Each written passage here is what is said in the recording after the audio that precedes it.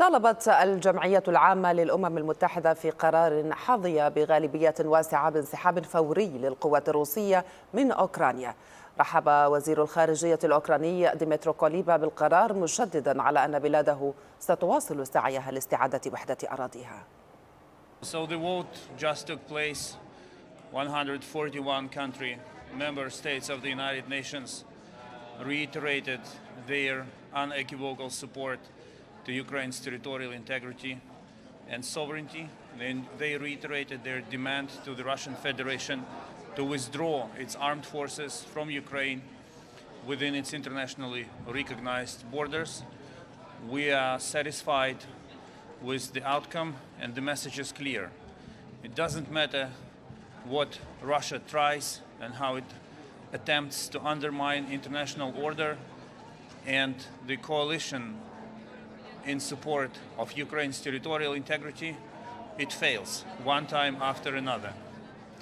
The coalition is there, and it will be there as long as it is needed for Ukraine to prevail in its effort to defend itself, but also to defend UN Charter and principles. من جانبه تحدث مسؤول السياسة الخارجية بالاتحاد الأوروبي جوزيف بوريل عما وصفه فشل محاولات موسكو تشتيت انتباه الأمم المتحدة لعدم التصويت على قرار ضدها. This is an overwhelming majority of the international community and confirms the very high level of support that Ukraine enjoys as victim of Russia's aggression. Russia has tried during the whole week to distract and disrupt United Nations work with maneuvers. Once again, it has failed. We see that clearly on the votes. On the Russian side, there is a small handful of votes, confirming that in the eyes of the world, the aggression against Ukraine needs to stop. And it needs to stop now and open the door to a just, sustainable and comprehensive peace. وفي كلمة لنائب ممثل الصين لدى الأمم المتحدة داي بينغ، قال إن موقف بكين من قضية أوكرانيا ثابت وواضح بدعم سيادتها وسلامة أراضيها.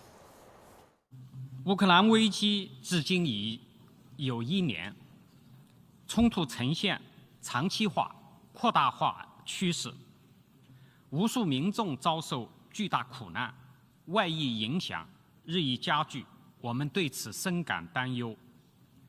中方在乌克兰问题上的立场是一贯的、明确的，我们始终主张各国主权、领土完整都应该得到尊重。 联合国宪章宗旨和原则都应该得到遵守。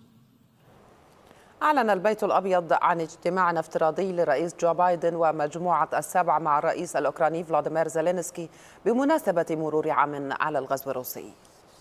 Tomorrow morning, President Biden will gather with G7 leaders and President Zelensky for a virtual meeting to continue coordinating our efforts to support Ukraine and hold Russia accountable for its war.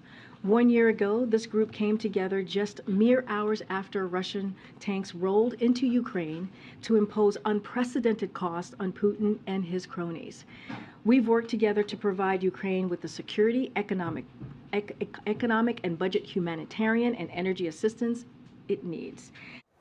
إلى جانب ذلك، أعلن البيت الأبيض أن الولايات المتحدة ستفرض عقوبات جديدة واسعة النطاق على روسيا. Tomorrow, the leaders will discuss how we continue supporting Ukraine and continue to increase pressure on Putin and all those who enable his aggression. Among other announcements, the United States will implement sweeping sanctions against key sectors that generate revenue for Putin, go after more Russian banks, Russia's defense and technology industry, and actors in third-party countries that are attempting to backfill and evade our sanctions.